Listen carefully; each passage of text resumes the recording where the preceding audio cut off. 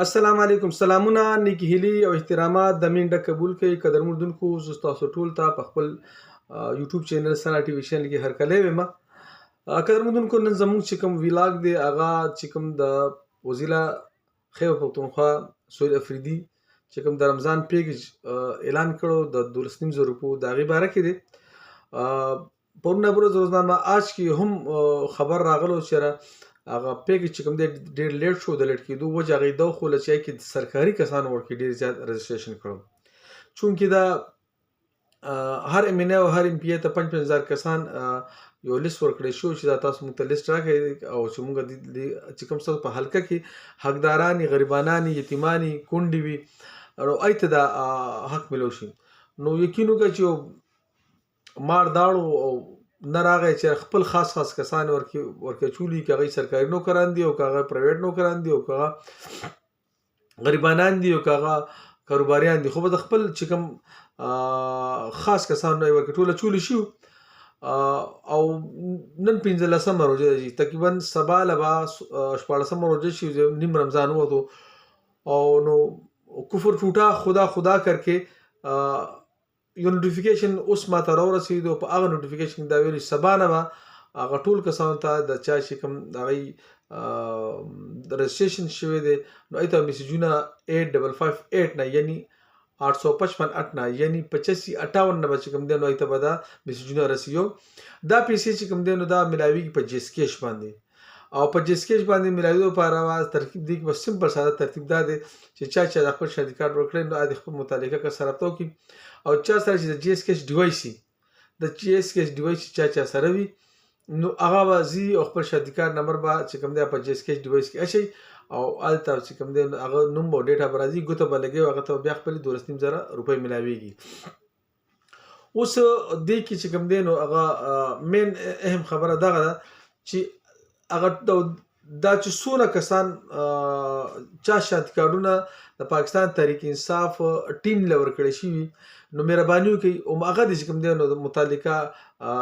دوکانونو ته چا سره جی اس کیش ډیوایس وي هلته دې لاړ شي او هلته خپل شادي کارت ورکړي. یو غوبل د نه جوړېږي ځکه چې اکثره غوبل جوړ شي بیا ډېر زیات مسایل جوړېږي او بیا دوکانداران تېښتې له راشي. دې سره سره چې کوم د جی اس کیش ټیم دی تیر ځل چې کله ګنډاپور سی ایم نو دا اکټیویټي شي وه نو بیا دوکاندارانو ته پیسې نه میلاوي دي ځکه چې دوکاندار ریسیوینګ کوي نو هر چا سره مطلب بیا په ډیوایس کې په لکونو روپۍ راشي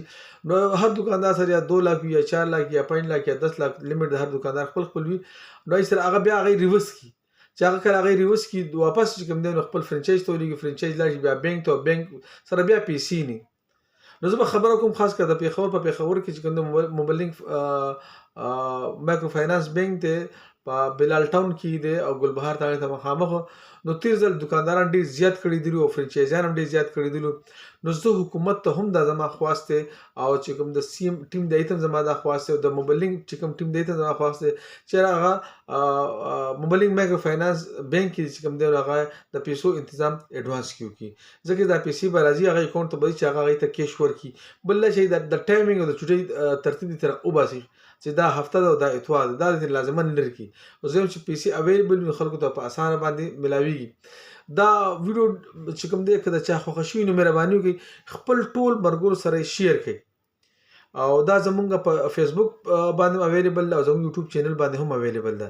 نو ټول مرګو ته ما خواست دی چې بې ځایه دي خلک نه تنګوي. چا چې خپل شادي کارډونه ورکړي وي که د زنانه یې ورکړي او که خپل یې ورکړي نو هغه د متعلقه چې کوم دی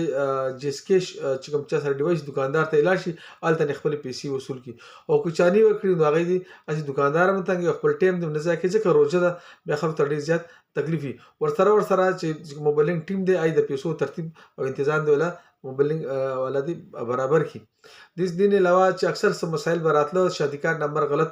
په نو تیر ځل چې کوم د ګنډاپور سه په وخت کې نو هغه یو سپیشل ټیم جوړ کړو او کنټرول روم جوړ کړو په ډي سی افیس کې چې هغه کچرو کې دي. نو زه ما اوس هم خواست ډي سی افیس کې د دې سلسله کې باقاعده یو کنټرول روم جوړ کړي چې چا د په شادي کارت کې نمبر غلط وي چې نمبر غلط وي نو هلته یې لاړ شي او هغه هلته ټیکولو کوشش وکړي او دې لپاره زر ته زره 1 غنټه یا 2 غنټې یا 3 غنټې ټایم ورکړي، ضروري نه چې 24 غنټې ورکړي. اکثر دا مسایل ډېر زیاتېږي. نو دا یو څو اهم او خاص خبرې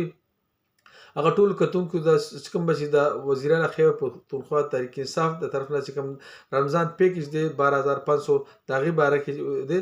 نو یو ځل بیا د ټول ملګرو شکریا، او که زموږ ویلاګ تاسو خوښ شوی وي نو زموږ د چینل او زموږ پیج دواړه لایک کړئ او خپل ملګرو سره شیر کړئ. چې چېرته اوسیږئ، آباد او بریالي اوسیږئ. پاکستان همیشه زنده باد.